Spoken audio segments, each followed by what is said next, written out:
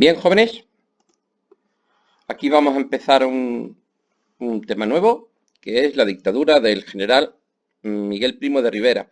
Es uno de los típicos temas de selectividad y de hecho es de los que más me gusta que caigan porque es un tema relativamente corto y relativamente simple. Así que quizás de los temas de selectividad es de los más fáciles. Lo que pasa es que tiene una introducción bastante larga. Pero bueno, vamos a ello. Mira, en septiembre de 1923, el general Miguel Primo de Rivera da un golpe de Estado. Empieza la dictadura de Primo de Rivera. Cuidado, cuidado, que este es el general Miguel Primo de Rivera.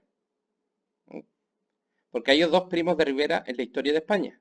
Este y su hijo, José Antonio Primo de Rivera, fundador de Falange, que ese es otro personaje. O sea, por ahora, siempre que habléis de Primo de Rivera, decir el general Primo de Rivera o el general Miguel Primo de Rivera. Siempre para dejar claro que estáis hablando del padre y no del hijo. ¿Eh? Bien, pues entonces, que yo sepa, hasta entonces en España se estaba en vigencia la constitución de Cánovas, la constitución de, de Cánovas, y que en teoría seguía vigente con el bipartidismo, con la monarquía de Alfonso XIII. El caciquismo habían intentado acabar con él, pero bueno, habían intentado. Habían hecho un amago de acabar con él, con la ley, con los tiempos de Maura, como ya sabéis. Pero esta dictadura va a poner fin a esta etapa, digamos, de gobierno parlamentario que hay en España desde, pues si nos apuramos, desde los tiempos de Cánovas. Ahora hay que preguntarse por qué. O sea, ¿a santo de qué viene esta dictadura? Y para eso, espero que os hayáis visto los vídeos del tema anterior. Aquel tema que no entraba en selectividad. Había un tema antes que era España entre 1898, después de lo de Cuba, y 1923, la dictadura de Primo de Rivera. Y ahí se explicaba todo. Ahí se explicaba por qué es la dictadura y por qué hay este golpe de Estado de Primo de Rivera. Esta decadencia del sistema parlamentario canovista. Vamos a hacer un repaso. Pero yo os digo que si no habéis visto el vídeo ese tenéis que verlo. Porque esto va a ser un repaso muy ligero y son un montón de cosas. Hay que hablar mucho y es interesante. Aquí vamos a hacerlo en una versión light. Pero yo os recomiendo encarecidamente que si no lo habéis hecho, vayáis atrás y veáis el vídeo anterior. Bien, vamos a ello. ¿Por qué el Primo de Rivera de pronto da un golpe de Estado? Pues miren ustedes, las causas del golpe de Estado de Primo de Rivera, primero tenemos una crisis política. El golpe de Estado es la respuesta a la decadencia del sistema canovista. El sistema canovista, que llevaba funcionando pues casi 50 años, 40 y pico años, pues estaba ya totalmente descompuesto, era un dinosaurio, era una momia, que ya no tenía ningún funcionamiento ni tenía ninguna representatividad en España. Pero este sistema canovista no se vino abajo del tirón, sino que fue entrando en una decadencia muy larga, de hecho desde el 98. O sea, llevaba ya 20 y pico años en decadencia. ¿Por qué? Pues mire usted, porque la Constitución está totalmente obsoleta. Además, los dos partidos dinásticos, el Partido Liberal y el Partido Conservador, el de Cánovas y de Sagasta, ya no valen para nada. Primero porque ya no tienen líderes. Ya ni está Cánovas ni está Sagasta, por supuesto. Y de hecho ya se parecen tantos que no se hacen oposición, que gobiernen los liberales o que gobiernen los conservadores, es que es lo mismo. La oposición se la hacen los republicanos, los socialistas, los comunistas, los anarquistas, las fuerzas nacionalistas, no entre ellos. O sea, ya da igual, ya da igual. Además, ten en cuenta una cosa, que gobiernen los liberales o gobiernen los conservadores, no se decidía votando, sino por la vergüenza del caciquismo. Y este caciquismo, que ya era algo evidente, que ya se había puesto en manifiesto, le ha quitado toda credibilidad democrática al sistema de Cánovas. O sea, este sistema parlamentario que había en España ya se ha quitado la careta y se ha visto que esto no es un sistema parlamentario, que esto es un chanchullo que hay montado desde arriba. Pero es verdad que aunque este caciquismo pueda seguir funcionando, ya no es operativo. ¿Por qué?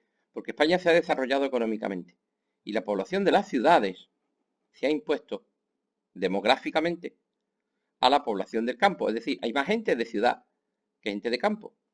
Por lo cual, las elecciones, el peso grande de las elecciones se decide en Madrid, se decide en Barcelona, en Málaga, en Sevilla, en Bilbao, en Valencia, en La Coruña, Zaragoza. O sea, en las ciudades. Y en las ciudades, como vosotros sabéis, el caciquismo no funciona. El caciquismo no funciona en las ciudades porque el caciquismo es algo muy personal. Eso funciona en los pueblos donde la gente se conoce. En las ciudades nadie conoce a nadie. Y además en las ciudades la burguesía, las clases medias de la burguesía saben defenderse solitas.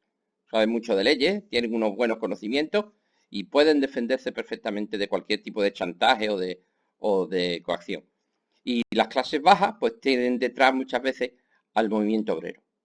Y claro, cuando tú tienes detrás una organización política anarquista o socialista o comunista, pues también te puedes defender muy bien del caciquismo. Por lo cual el caciquismo ya no está operativo. Y esto hace que de pronto en las elecciones, en las últimas elecciones, ya vayan ganando partidos que no son de los partidos dinásticos. Por ejemplo, en Cataluña, Solidaritat Catalana, que era una unión de la Lliga Catalana y otros partidos, había conseguido ganar las elecciones. ¿Por qué? Porque es que en Cataluña ya no funciona el caciquismo.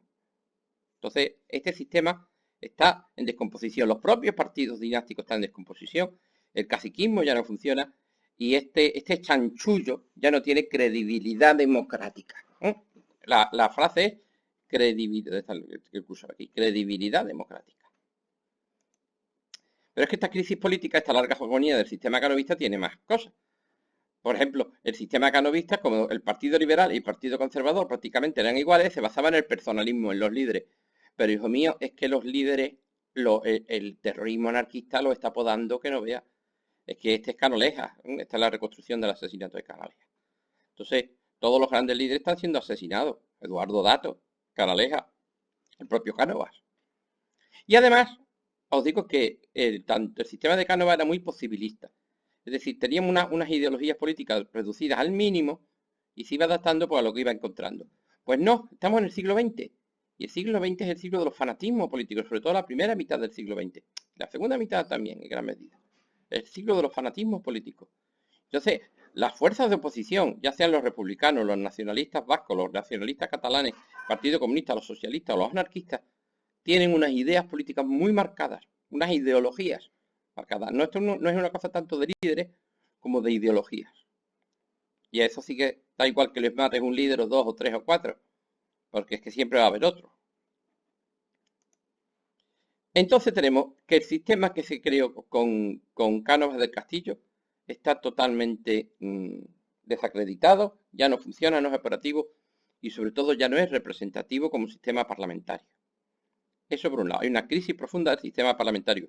Porque es que es verdad que no era un buen sistema parlamentario. No es que hay una crisis del sistema parlamentario, hay una crisis de este sistema parlamentario tan chapucero que tenía España. Por otro lado, hay otra causa del golpe de Estado de Primo de Rivera, que es la crisis económica. Vamos a ver, primero acordáis que España durante la Primera Guerra Mundial había sido neutral y eso había sido un chollo, había sido una lluvia de dinero para España. Pero es que la guerra termina en 1919, en el 18. La paz de Versalles en el 19. Y ese chorro de dinero pues deja de caer.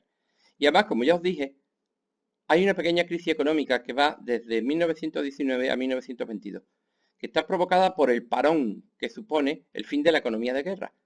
Todas las fábricas de Europa estaban fabricando cañones a punta pala y aviones y ametralladoras y balas y bombas. Y de pronto eso pues ya no tiene razón de ser, porque ya no hay guerra.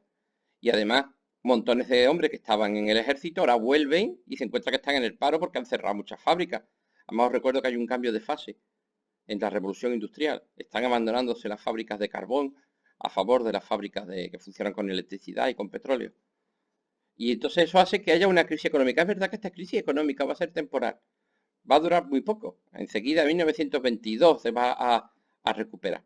Pero es que justamente es esta época. Y España no nota tanto la crisis como el parón del fin de ese dopaje que tenía España con su neutralidad. Y luego hay otra cosa más, que es la crisis social. La burguesía tiene muchísimo miedo a las ideas revolucionarias. Y esto no es solo de España, ¿eh? Esto no es solo de España. Si coges la historia de Francia, si coges la historia de Gran Bretaña, si coges la historia de Italia, de Alemania, la puedes encontrar exactamente igual. Pero en el caso de España también. ¿En qué se nota esto? Pues mire usted, ha aparecido la Tercera Internacional, ¿eh? Ha aparecido la Unión Soviética, ¿os acordáis del trienio bolchevique?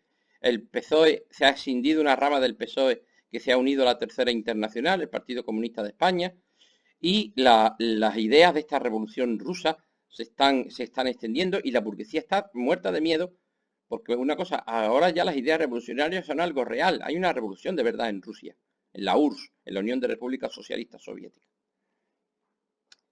¿Acordáis de la asistencia de la Comintern, de la Internacional Comunista, en la que está apuntado el Partido Comunista, pero ni el PSOE, ni el PSOE ni los anarquistas están en la Comintern? Los anarquistas no quieren ni oír hablar de comunistas, y de la URSS y de Stalin, no quieren ni oír hablar de ellos porque es la antítesis. El comunismo es la opresión y el anarquismo es la libertad. Es la opresión, es una cosa, en el comunismo no hay ninguna libertad individual.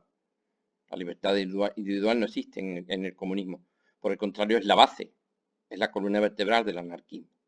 El PSOE no está por ese debate, sino más por mantenerse en el carácter democrático y reivindicativo y esas cosas, no revolucionario. Esto hay que ver el vídeo anterior, ¿eh? Además de este miedo de la burguesía, hay otra cosa más, la madurez de los partidos, de los sindicatos obreros.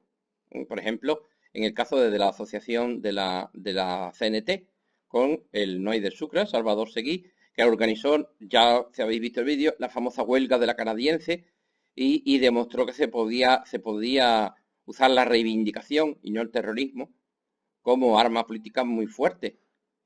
Y la respuesta del gobierno de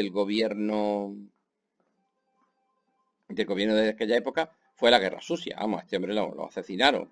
Martínez Anido, el gobernador civil y todas esas cosas.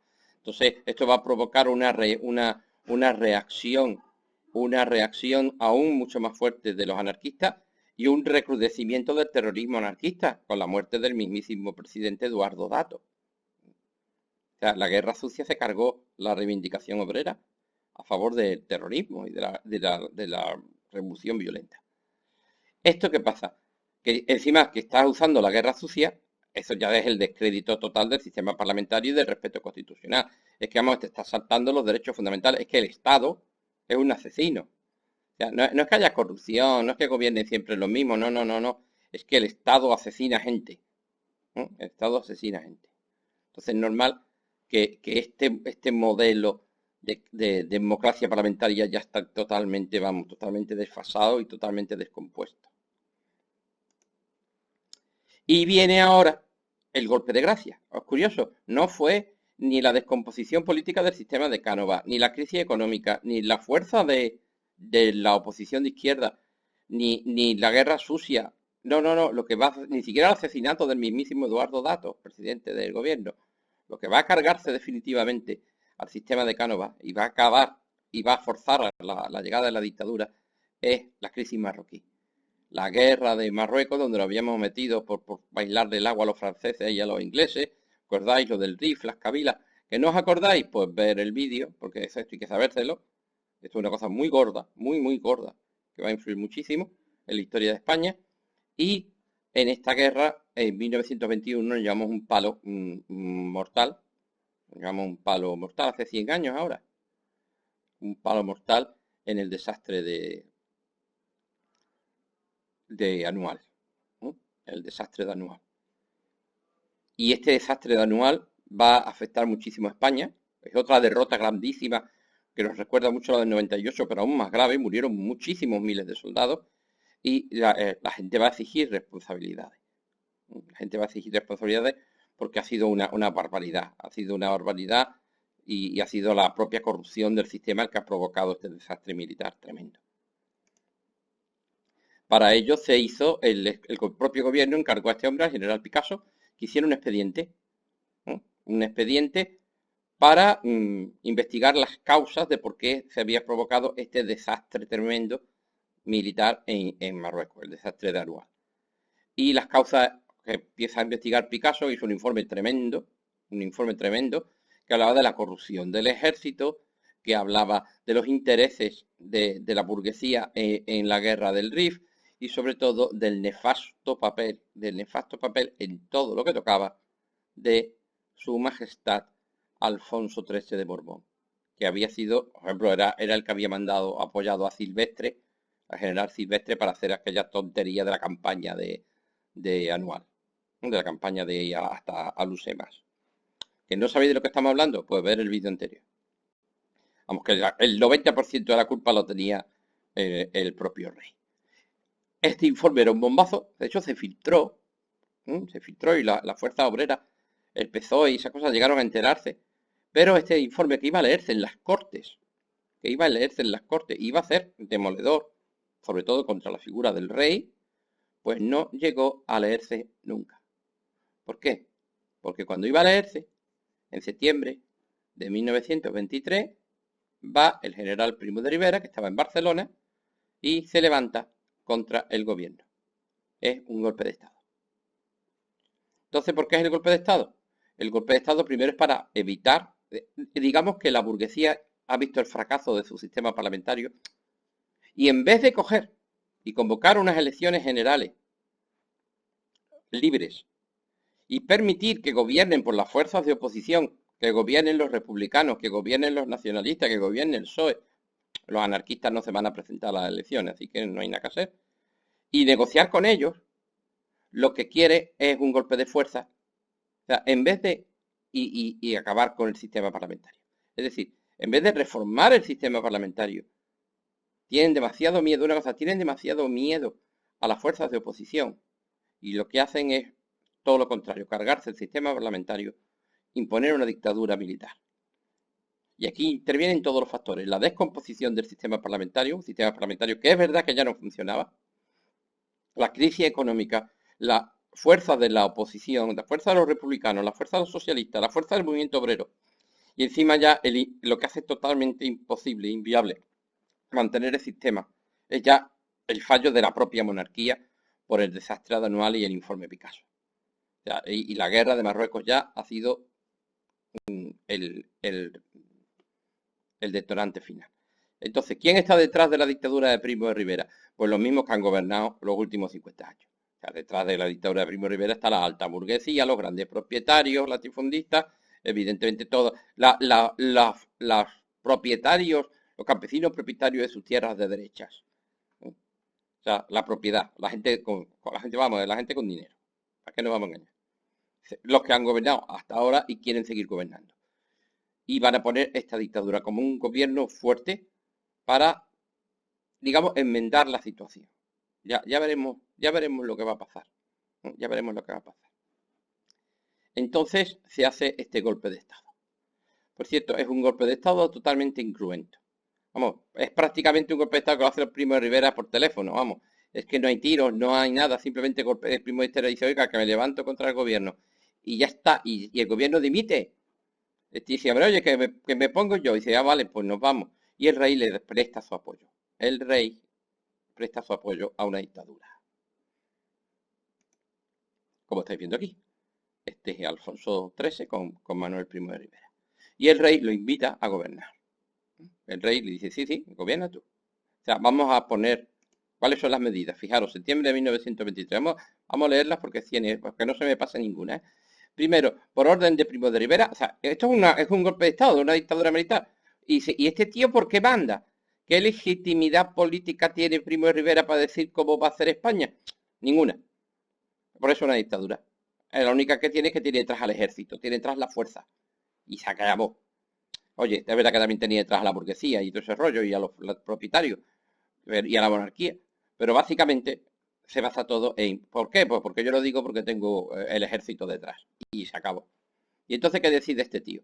Primero cierra el Parlamento. Es decir, España cerraron las Cortes, se dejó en suspenso la Constitución. No he dicho que la quitaran.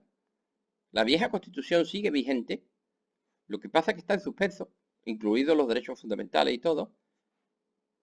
Se declaran ilegales todos los partidos políticos, todos.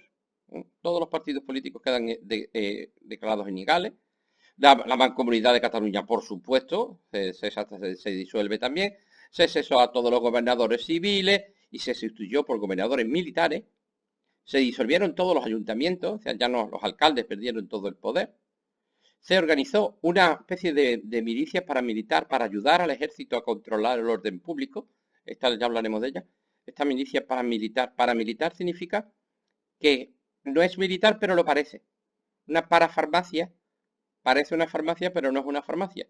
Pues un grupo paramilitar es que parece militar, pero no lo es. Por eso es milicia, no ejército. Son civiles armados. Y se llama el Somaten. Y además, una vez que has quitado las cortes, una vez que has cesado todo el gobierno, una vez que no hay partido político, una vez que no hay gobernadores civiles ni ayuntamientos ni nada, lo que hay es únicamente un directorio militar. O sea, un gobierno puesto personalmente por Primo de Rivera porque le da la gana, donde todos los políticos son militares, no políticos. Son militares que se dedican a la política. Los políticos civiles desaparecen. Una cosa, en Primo de Rivera hay un gran desprecio por el sistema parlamentario y por los partidos políticos. Y hay algo que ha quedado en eso, ¿eh? El desprecio por los partidos políticos. Los partidos políticos no son más que unos sinvergüenzas que sirven para robar y no sé qué. Y eso ha quedado en la historia de España, ¿eh? Y tú dices, no, los partidos, pues mire usted, pues no, los partidos políticos hay de todo. Y los partidos políticos son necesarios. Vamos, ahora estaría gracioso que pusiéramos en cuestión el pluralismo político, ¿eh? Pues nada, pues lo ponen, lo quitan, el pluralismo político desaparece porque ya no hay partidos políticos. Hay 4 militares que gobiernan con el visto bueno de Su Majestad el Rey, que al parecer le parece muy bien que se cierre el Parlamento, al Rey le parece muy bien que quede en suspenso la Constitución y al Rey le parece muy bien que ya no haya partidos políticos y que se organice una milicia paramilitar. Evidentemente el Rey, este tío, me vaya a perdonar la expresión, pero le está salvando el culo a Alfonso XIII. Alfonso XIII lo que tenía que haber hecho Alfonso XIII es abdicar. Si la has cagado, Alfonso XIII, abdica, convoca unas elecciones generales constitucionales, unas elecciones constituyentes, perdón, para hacer una constitución nueva, deja que entre nueva fuerza en el Parlamento, que tampoco iba a pasar nada, que iba a cambiar España, claro que iba a cambiar España, pero que tampoco iba a pasar nada. En el fondo yo lo que creo es que tienen miedo. Dice, no, es que si entran los republicanos, es que si entran los socialistas, es que si entran los nacionalistas, oye, que no pasaba nada. Podría haberse armado la de Dios, también es verdad, sí, o no pasar nada y ahorrarnos la guerra civil que va a venir después, por ejemplo. Pero no, el propio miedo hace que nos vamos a quedarnos con lo que estamos. Yo quiero conservar mi situación, yo quiero conservar mis privilegios, yo quiero quedarme como estoy, yo quiero que todo siga igual. Y si para eso tengo que reventar todo el sistema y poner una dictadura militar, pues eso es lo que hay. Y nadie movió un dedo por defender el sistema parlamentario canovista, ¿eh? Nadie, porque era un mojón. Es normal que nadie moviera un dedo. Evidentemente las fuerzas de oposición no van a echarse en la calle para defender una constitución absolutamente obsoleta. Y por supuesto las fuerzas del gobierno, no sé si lo entendéis, es que son los que están detrás de la dictadura. O sea, es que ellos son partidarios de un gobierno de fuerza. Además hay algo que distingue, y eso es muy importante, desde el minuto 1, Primo de Rivera dijo que la dictadura iba a hacer algo temporal. O sea, la Constitución ha sido cesada, ha sido suspendida, no eliminada. O sea, el sistema parlamentario va a volver. O sea, el sistema natural político de España es el sistema parlamentario y constitucional. Esto es una excepción. Es un momento de crisis. Ellos dicen que hay una crisis tremenda y en verdad no había tal crisis. ¿No? Hay una crisis de esta gente. Sí, claro, vosotros la habéis cagado y ahora tenéis que dar la cara. Pues ante esa situación, ellos dicen que hay una crisis, inventan una crisis y que temporalmente va a haber una dictadura. Este carácter temporal de la dictadura es muy importante. Y es una de las razones por la cual nadie se echa a la calle para luchar contra ella. Vamos a ver, si va a haber una dictadura para siempre, pues la gente está dispuesta a luchar por su libertad y coger los fusiles y armar barricadas. Pero nadie está dispuesto a morir por una dictadura que va a durar 1 año o 2. O sea, por las cosas que va a durar 1 año, mira, pues ya nos capeamos. Entonces, este carácter temporal, que es, por cierto, la particularidad más curiosa de la dictadura de Primo de Rivera, y ya veremos la cola que va a traer esto, hace que no tenga una oposición, ni por la parte de la derecha, que de hecho la apoyan, incluso la gente que había defendido el sistema parlamentario apoya la dictadura, y estoy hablando de la burguesía y de los grandes propietarios, de los propietarios en general, no solo de los grandes propietarios, de los propietarios. Y por otro lado, la fuerza de oposición no ve un enemigo tan peligroso como para jugarse la vida haciendo una revolución. Porque una cosa, Primo de Rivera puede tener muchísimos defectos, que los tiene, por supuesto que los tiene, pero hay uno que no tiene, que no es sanguinario. La dictadura de Primo de Rivera, una cosa, no me confundáis la dictadura de Primo de Rivera con la dictadura de Franco, y por supuesto ni de coña con la dictadura de Hitler, ¿no? O con la de Stalin. La dictadura de Primo de Rivera tiene muchísimos defectos, pero hay que reconocerle sus virtudes, pero virtudes, sus no defectos, que es que no era sanguinaria. O sea, no, aquí no, esto no hace un baño de sangre. Gracias a Dios. Por cierto, os he dicho que apareció una milicia, el Somatén es esto. Esto viene de origen catalán, que eso existía antes para luchar contra los bandoleros y demás. El Somatén son vecinos de orden, normalmente propietarios, ve que aquí hay mucho tío con chaqueta y esas cosas, vecinos de orden, de gente de derechas, que pues cogen pues, las escopetas de caza, ¿eh? Y forman una especie de milicia. Pero no, nunca nada militar. ¿Eh? No tiene un carácter militar, no hay uniformes, como veis, no desfilan. Por ejemplo, cuando marchan nunca pueden marcar el paso, no pueden llevar un tambor, no pueden llevar una bandera y cosas de esas, porque no son una fuerza militar. Pero cuidado, estos grupos de Somatén, como grupo, como grupo armado de ciudadanos, pueden cometer todo tipo de tropelías. Ha dejado muy mal recuerdo el Somatén, ¿eh? Porque es verdad que tienden a excederse. Esta gente no saben de leyes, ni de derechos fundamentales, ni de nada, y tienden a dar el escopetazo y luego preguntar.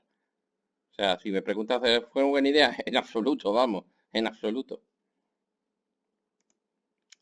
Bien, entonces os recuerdo, ha aparecido una dictadura totalmente personal del general Primo de Rivera, que es el que manda el punto, él pone los miembros de su directorio, que quiere todos militares. Les digo una cosa, en este estamento militar hay un enorme desprecio por los políticos civiles, ¿eh? Por los partidos políticos. Este rechazo del sistema parlamentario, es decir, han sido los políticos los que nos han llevado a este desastre. Algo muy español, por cierto, ¿eh? Algo muy español, pero que no es verdad. O sea, los militares no gobiernan mejor que los políticos civiles, ya os digo yo que no, ya os digo yo que no. ¿Eh? No. Pero en este aspecto la dictadura de Primo de Rivera sí es un precedente de la España de Franco. Que la España de Franco también le va a echar la culpa de todo a los partidos políticos y a los políticos y básicamente a la democracia parlamentaria. A la debilidad de la democracia parlamentaria frente a la horda roja y revolucionaria y patatín, patatán. Pero en ese aspecto ese desprecio por el sistema parlamentario y por los partidos políticos sí que es un precedente. En este aspecto sí es un precedente de la dictadura de Primo de Rivera, de lo que será la España de Franco. Lo que no es un precedente es el carácter temporal de la dictadura de Primo de Rivera. O sea, esto no va a ser así para siempre. Esto es una situación muy, muy concreta. O sea, el sistema normal de España debe ser el sistema parlamentario, justamente. O sea, lo lógico es que en España manden los políticos y no los militares. Es obvio, los militares están para la guerra, para desfilar, para pegar cañonazos allí a lugar contra los enemigos de España, no para gobernar. Esto es una excepción. Y esa es la gran diferencia que va a tener con la España de Franco, que evidentemente pues de temporal no tenía nada. O sí, habría que ver cómo eran las distintas, ya lo veremos, porque al principio, durante la guerra, se discutía mucho si el régimen de Franco, el régimen que iban a hacer después de la guerra iba a ser temporal o no. Al final Franco ya se encargó de que no fuera temporal. Pues todo en el mundo es temporal, al final el hombre se murió y esas cosas. Pero, pero no. Bien, pues llevamos 29 minutos y ahora viene la comparación. Una cosa, aquí tenéis a Primo de Rivera, pues haciendo en el despacho del rey, de Alfonso XIII, pues hablando de sus cosas de política. Tiene el apoyo total de Alfonso XIII. Bien, ahora viene la comparación con la Italia fascista, ¿verdad? Sí, viene la comparación con la Italia fascista, pero eso será en el siguiente vídeo, jóvenes. Pues nada, hasta luego.